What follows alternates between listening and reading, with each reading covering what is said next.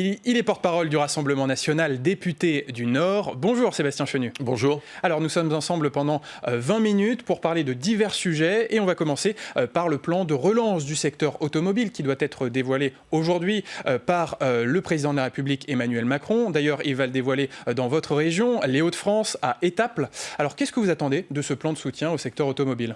D'abord, je voudrais avoir une pensée pour les ouvriers de Renault qui, dans notre région et dans notre département du Nord, également sur les sites de Douai et de Maubeuge, s'inquiètent. J'en parlais avec notre élu régional maubeugeois, Émeric Merlot, qui me disait qu'effectivement, il y a de l'inquiétude pour l'avenir sur les sites qui ne sont pas encore les 4 sites menacés. La problématique, elle est la suivante. Renault va avoir beaucoup de difficultés à redémarrer et a vu ses ventes baisser très fortement. Que fait le gouvernement aujourd'hui ? En fait, le gouvernement est dans l'incantatoire. Il dit les aides publiques ou le prêt garanti d'État n'aura lieu que si Renault maintient de l'emploi. Je pense qu'il faut aller plus loin. C'est un secteur stratégique, il faut protéger les emplois, il faut aussi redynamiser la marque. C'est ça à terme, c'est-à-dire avoir un champion automobile. Or pour ça, il faut repenser la stratégie du constructeur et l'État a un levier, il est actionnaire. Il peut repenser la stratégie avec les alliances, il faut exiger la protection des sites français. Aujourd'hui, il y a une difficulté sur les sites français parce que ce qui est produit en France, ce n'est pas ce qui se vend le mieux chez Renault. L'État doit pouvoir l'exiger. Je pense que c'est les deux leviers. Alors, sur Renault, ça veut dire que vous demandez le gel des licenciements ? Aujourd'hui, nous demandons que les sites français ne soient pas ceux qui ferment. Donc, effectivement, nous demandons qu'il n'y ait pas de fermeture d'emploi sur les sites français. Et Renault doit pouvoir, à travers la capacité à repenser sa stratégie, notamment, bénéficier de la commande publique de l'État. Nous considérons qu'on doit faire dans ces cas-là du patriotisme économique. L'État doit montrer l'exemple. Il doit flécher sa commande pour renouveler le parc, notamment de voitures de la Poste, de la police, etc. Il doit aller vers le constructeur français. Et puis, il faut repenser la question des alliances. C'est nécessaire. Sinon, les 4 sites que nous connaissons en France, donc le site historique de Flins ou celui de Dieppe, évidemment, vont être durement impactés. Mais ensuite, ce seront ceux de Douai, de Maubeuge, qui seront eux-mêmes impactés. Moi, j'invite d'ailleurs le président de la République à venir à Maubeuge. Il va falloir un moment aussi rendre des comptes devant les ouvriers. Vous savez, Carlos Ghosn avait promis des millions, des centaines de millions d'euros d'investissement pour que ces sites puissent se développer.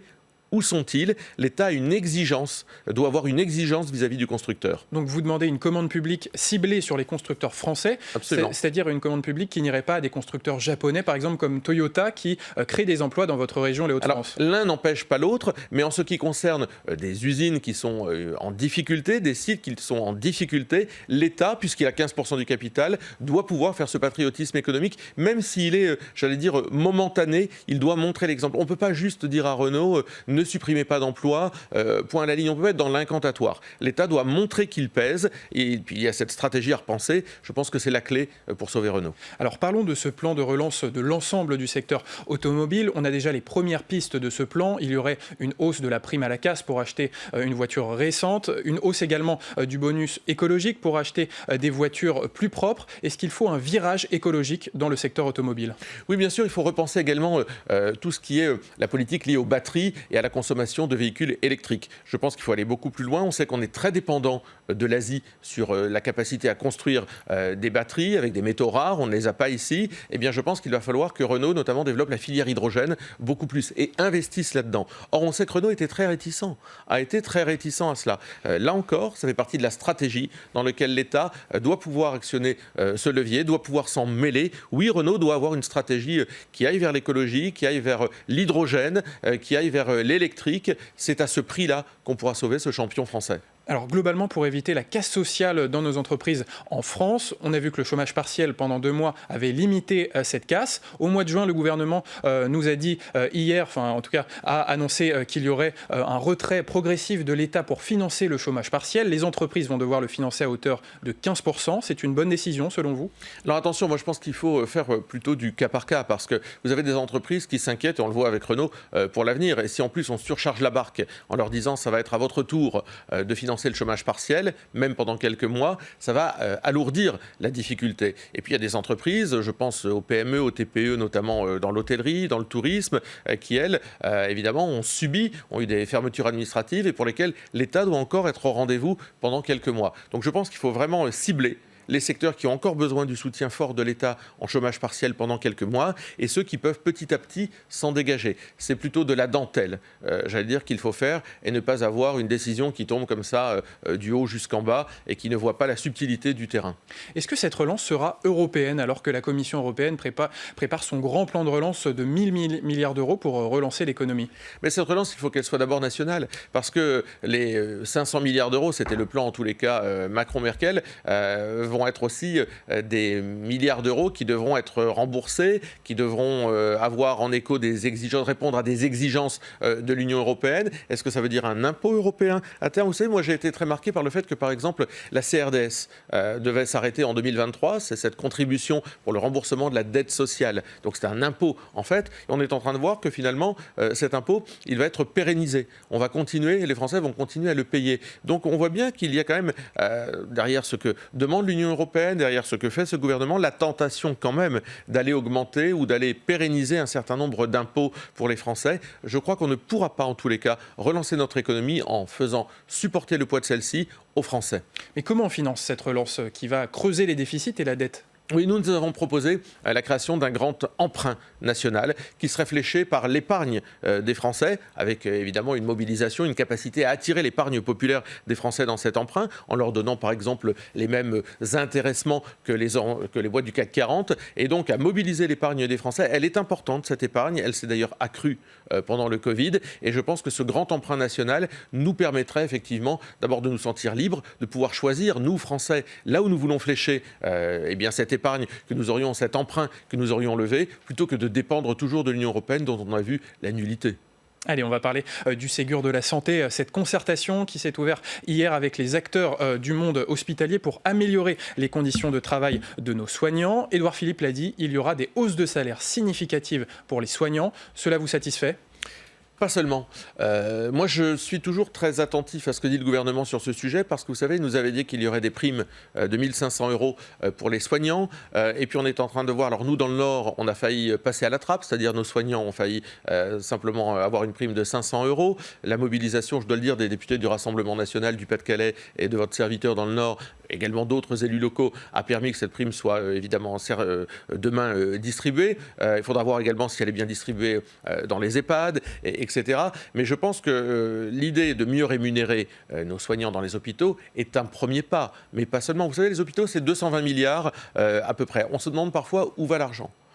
Il y a forcément la nécessité de mieux rémunérer, de rendre plus attractives ces professions, mais je pense également aux manipulateurs en radiologie, aux brancardiers, enfin, il n'y a pas que les soignants directs, et puis il y a également la nécessité d'augmenter le nombre de soignants. On a appliqué les 35 heures à l'hôpital, mais on n'a pas augmenté le nombre de personnel. Donc évidemment, ça c'est un deuxième levier. Et puis il y en a plusieurs. Repenser la T2A, remédicaliser les directions d'hôpitaux. On a bien vu que la haute administration et l'administration avaient été très gourmandes pendant toutes ces années. Beaucoup d'argent public a été englouti par l'administratif. Donc vous estimez que l'administration a trop de poids dans le fonctionnement de l'hôpital. Vous proposez de créer des postes de soignants. Ils seraient financés par des suppressions de postes de fonctionnaires dans l'hôpital ? Non, je pense qu'il y a des tas de marges de manœuvre que nous n'avons pas aujourd'hui explorées. Alors évidemment, on voit bien que lorsque le budget de l'hôpital augmente, le budget de la santé augmente, il augmente peu. Il a baissé d'ailleurs ces dernières années, mais la seule augmentation qui a pu exister, c'était celle de l'AME, l'aide médicale d'État. On voit bien que ça, c'est pas supportable. On voit bien qu'il y a des politiques qui n'ont pas été explorées. Par exemple, le prix du médicament à l'unité. Il va falloir qu'on aille dans ces directions-là. La fraude sociale qui doit continuer à être combattue. Tout autant d'ailleurs que la fraude fiscale. Là, on a encore des marges. Et puis la mobilisation du monde de l'assurance. Moi, j'attends que le monde de l'assurance, qui devait fortement se mobiliser pour épauler les collectivités, pour épauler l'État dans les plans de relance, eh bien, il pourrait être mobilisé là aussi dans le cadre d'une politique de la santé. Donc on a des leviers et il faudra traiter ceci aussi avec un plan lié à la médecine de ville. On ne peut pas uniquement traiter l'hôpital d'un côté, faire comme si la médecine de ville n'avait pas besoin de l'autre côté d'un traitement. Alors, cela fait 2 semaines que les Français sont déconfinés progressivement.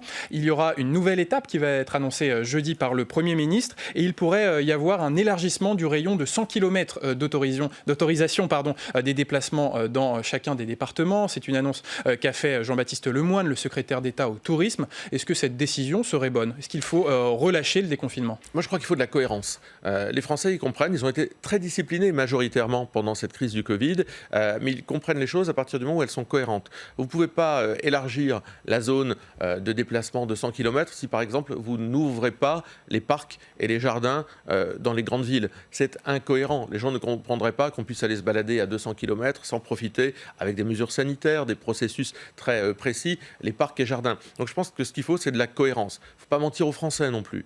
Il faut arrêter de leur raconter qu'on fait 700 000 tests alors que la réalité est qu'on fait 300 000 tests et qu'il faut aller beaucoup plus loin dans les tests. Parce que sinon, on va avoir du relâchement et le relâchement peut avoir évidemment des répercussions graves sur ça. Donc une politique cohérente et le gouvernement en a quand même beaucoup manqué. Alors demain, il y aura un débat à l'Assemblée nationale sur l'application Stop Covid, l'application de traçage numérique des citoyens sur la base du volontariat pour casser les chaînes de contamination. Quelle va être la position des députés Rassemblement national? Nous ne sommes pas acquis à ce Stop Covid et à ce traçage pour, j'allais dire, 2 raisons techniques et une raison presque philosophique. Raison technique, les garanties juridiques nous semblent aujourd'hui insuffisantes. Le stockage des données personnelles qui sera dans les mains des GAFA nous semble poser de vraies questions sur l'aspect juridique. Une question technique, on sait bien que ce sont des processus qui ne règlent pas tout. Il faut que les téléphones soient allumés, il faut du volontariat, il faut une proximité. Tout ça, techniquement, ce n'est pas la panacée non plus. Et puis une question d'ordre philosophique. Est-ce que c'est un pas de plus vers la société que nous souhaitons, dans laquelle la traçabilité, pourquoi pas demain le puçage de l'ensemble de nos concitoyens aurait vocation à être la règle. Moi, je reste très dubitatif sur ça.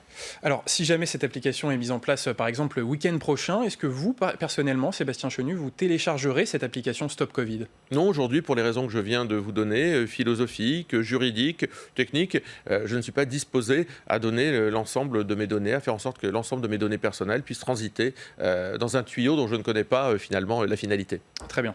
Une question sur la chloroquine. Je rappelle que le 30 mars dernier, Marine Le Pen demandait la prescription généralisée de la chloroquine par les médecins généralistes pour les patients peu graves du Covid-19. Hier, on a appris que l'Organisation mondiale de la santé stoppait tous les essais cliniques sur l'hydroxychloroquine. Est-ce que Marine Le Pen avait raison de s'engager dans ce débat qui est finalement scientifique? Oui, bien sûr, parce que la chloroquine pouvait être prescrite et elle l'est d'ailleurs depuis très longtemps. Les médecins ont le droit de prescrire. Il faut bien savoir que dans le serment d'Hippocrate, vous avez ce droit de prescription. Si vous considérez qu'un médicament peut avoir une utilité pour votre patient, vous pouvez lui prescrire. Donc c'est dans ce cadre-là, évidemment, et en faisant confiance à la responsabilité des médecins que Marine Le Pen s'est exprimée. Moi, je crois que derrière ça, cette histoire de chloroquine, moi, je n'ai pas d'avis médical sur la chloroquine, et nous n'en avons pas. Et les études qui sont faites, elles sont que ce soit Discovery, cette fameuse étude européenne qui a du plomb dans l'aile, ou que ce soit la dernière qui est elle-même contestée par le professeur Raoult, derrière, elles ont fait naître des polémiques probablement inutiles. Il y a probablement des cas dans lesquels la prescription de chloroquine au tout début et avant les hospitalisations peut avoir du sens. C'est ce que nous dit le professeur Raoult. Il n'y a pas de raison d'en douter, mais je pense que derrière, on a cherché à flinguer ce grand scientifique pour des questions qui dépassent évidemment celles du Covid. Donc vous êtes derrière le professeur Raoult? Je ne suis pas derrière le professeur Raoult, je suis derrière ceux qui essayent de sauver la vie des Français. Et moi, j'ai plutôt confiance dans cet homme qui, jusqu'à présent, a quand même donné des preuves de sa capacité. Alors justement, sur la chloroquine, il y a des chefs d'État dans le monde qui défendent également ce médicament, notamment Donald Trump aux États-Unis, Jair Bolsonaro au Brésil. Qu'est-ce que vous avez pensé de la gestion de cette crise par ces chefs d'État? Ces chefs d'État ont mal géré, visiblement, d'après ce qu'on en voit, par rapport au ratio population, nombre de morts, etc., aux contaminations, n'ont pas pris la mesure de cette pandémie. Nous, en France, Marine Le Pen, dès le mois de janvier, publiquement, dès le mois de février à l'Assemblée, a alerté les autorités. D'ailleurs, on s'est moqué de nous à l'époque. Mais force est de constater que Bolsonaro et Trump, qui sont, et c'est probablement la difficulté, qui sont des libéraux, au fond, n'ont pas pris la mesure de cette pandémie. Alors aujourd'hui, les polémiques se succèdent. Moi, je crois que la vraie solution, les vrais bons comportements adoptés, ils ont été prescrits par Marine Le Pen très tôt. Allez, on va parler des élections municipales, puisque ça y est, la campagne du second tour peut enfin commencer d'ici au 28 juin. Cette date du 28 juin pour le second tour, vous y étiez opposé. C'était pas notre option et c'était pas l'option non plus, j'allais dire, de Richard Ferrand. Ça traversait évidemment différentes courants de pensée. Nous pensions qu'il y avait plus de logique à faire un grand rendez-vous démocratique en mars 2021 en reportant d'1 an cette élection pour la grouper avec les départementales pour plusieurs raisons. Des raisons sanitaires, protéger les Français, mais également des raisons politiques, mobiliser les Français. Maintenant que la date est choisie, il faut y aller. Maintenant que la date est choisie, il faut y aller en étant exigeant. Il faut que le gouvernement se mobilise sur les capacités sanitaires à protéger les Français, sinon ils seront inquiets, ils n'iront pas voter. Et puis, il faut informer, multiplier la possibilité de procuration, parce qu'une élection qui aurait 20% d'électeurs ne serait évidemment pas satisfaisante. On va parler de l'enjeu de ce scrutin pour le Rassemblement national. Alors, pour bien comprendre, on va d'abord voir les résultats du Rassemblement national au premier tour, avec notamment les maires Rassemblement national. Plusieurs maires RN ont été réélus au premier tour. On va voir cette infographie avec notamment dans le Nord le maire d'Hénin-Beaumont, Steve Briouat, qui a été réélu, également à Villers-Cotterêts dans l'Aisne, à Hayange en Moselle, également dans le sud de la France. Voilà, plusieurs villes acquises au RN qui vont rester Rassemblement national, également Béziers. Je précise que Robert Ménard n'est pas membre du parti mais proche du RN. Ça veut dire que la gestion des villes par le Rassemblement national a été plutôt satisfaisante. C'est la preuve par l'exemple. Vous savez, la réélection à 74% de Steve Briouat à Hénin-Beaumont, ou dès le premier tour de David Racheline à Fréjus, ou de Robert Ménard, qui est un de nos partenaires, eh bien, montre que nos gestions municipales, elles ont été largement plébiscitées. On a à peu près 10 maires, 7 ont été réélus dès le premier tour. Donc on voit bien que notre façon de faire fonctionne sur le terrain et on en est très heureux. Il faut aller évidemment au-delà, et c'est vrai que la situation sanitaire a, il faut bien le dire, démobilisé beaucoup d'électeurs, parmi lesquels les nôtres en premier, notamment dans les villes les plus populaires. Et justement, on va en parler notamment des objectifs du Rassemblement national pour le second tour, des objectifs qui pourraient être un peu revus à la baisse. On va voir les villes qui seraient gagnables au second tour par le Rassemblement national. Il y a la commune de Bruay-la-Buissière dans le Pas-de-Calais, Moissac dans le Tarn-et-Garonne, Vauvert dans le Gard, et puis une plus grande ville, Perpignan, avec Louis Alliot qui fait 35% au premier tour. Ce n'étaient pas les objectifs de départ du Rassemblement national. Les objectifs de départ, c'était d'abord conquérir des villes. Vous avez ici 4 très beaux exemples de villes que nous pouvons conquérir, mais également entrer dans un maximum de conseils municipaux, puisque nous avons un déficit d'implantation. Donc moi, je crois que si nous gagnons ces villes-là, ce sera mission accomplie. Ludovic Pajot, Louis Alliot, Jean-Louis Maisonnet à Vauvert, Romain Lopez à Moissac sont des candidats tout à fait sérieux, et ces villes ont besoin d'eux. Je note qu'à Douchy-les-Mines avec Julien Franquet, à Maubeuge avec Émeric Merlot, on a là de très bons candidats qui s'implanteront sur la durée et qui vont faire entendre une voix différente dans des villes qui en ont besoin. Et donc vous estimez que vous avez été victime de l'abstention dans ce premier tour un peu bizarre juste avant le confinement ? Oui, d'ailleurs, ce n'est pas nous seuls qui l'estimons. Il suffit de regarder les chiffres. Dans les villes populaires, dans les villes où il y avait des enjeux importants, eh bien, beaucoup d'électeurs, finalement, n'y sont pas allés. Ils ont eu peur, et ils ont probablement eu raison d'avoir peur quand on voit le nombre de contaminations. Vous savez, dans le Nord, dans cette ville de Coudekerque-Branche, où 15 assesseurs et responsables de bureaux de vote ont été contaminés, il y avait des risques. Donc, les gens n'y sont pas allés. Et il y a eu une prime très forte, et vous l'avez démontré avant, aux sortants. Finalement, il y a eu un coup de booster formidable pour les maires sortants, et donc par conséquent il faut que ce second tour qui aura lieu 3 mois après ne résonne pas comme finalement une redite, mais soit plutôt un nouveau rendez-vous électoral. Les choses ont changé en 3 mois et il faut que les électeurs rassurés, sécurisés puissent aller voter.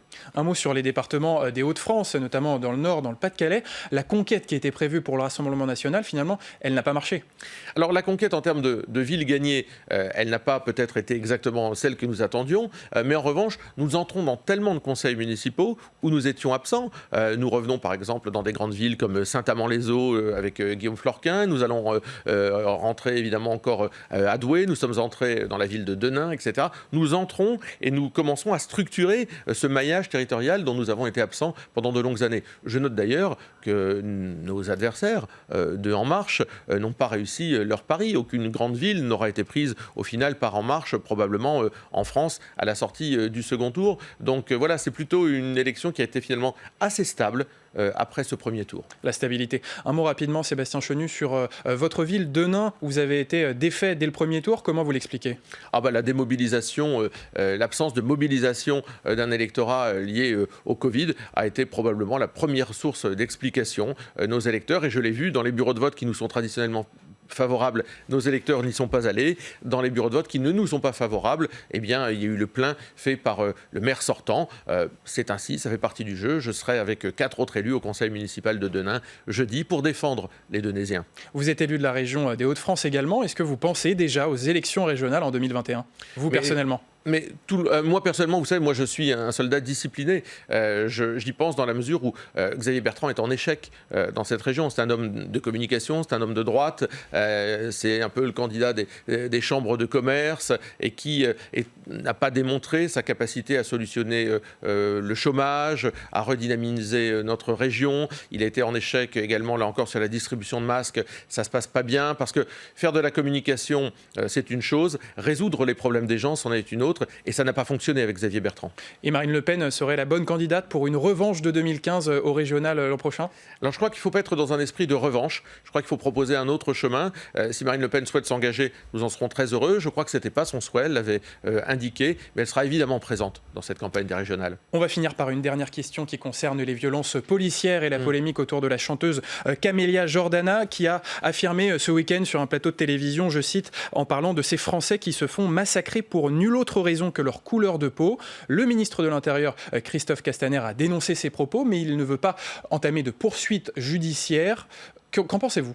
Oui, le ministre de l'Intérieur a toujours un peu la main molle lorsqu'il s'agit de défendre ses propres troupes. Moi, je me suis posé la question, Camélia Jordana est-elle une conne, tout simplement, et ses propos dépassent-elles sa pensée, ou est-elle une militante politique, anti-républicaine, anti-flic et je pense que, et c'est ça le problème, c'est que c'est une militante politique qui a des propos qui visent à déconstruire et à faire passer notre police nationale, notre police de la République, pour ce qu'elle n'est pas. Donc elle doit être poursuivie. C'est en tous les cas la nécessité qu'aurait Christophe Castaner à le faire. C'est aussi la possibilité que des syndicats de police puissent enclencher ces poursuites parce qu'ils sont inadmissibles. Notre police est exemplaire. Une bavure, elle est sanctionnée immédiatement quand elle existe. Et elle ne doit pas exister dans un État évidemment républicain, mais ces propos sont inadmissibles. Merci beaucoup Sébastien Chenu d'avoir été notre invité politique ce matin sur Merci. le plateau de Bonjour chez vous. Et demain, à votre place, ce sera François Patriat, le président du groupe La République En Marche au Sénat.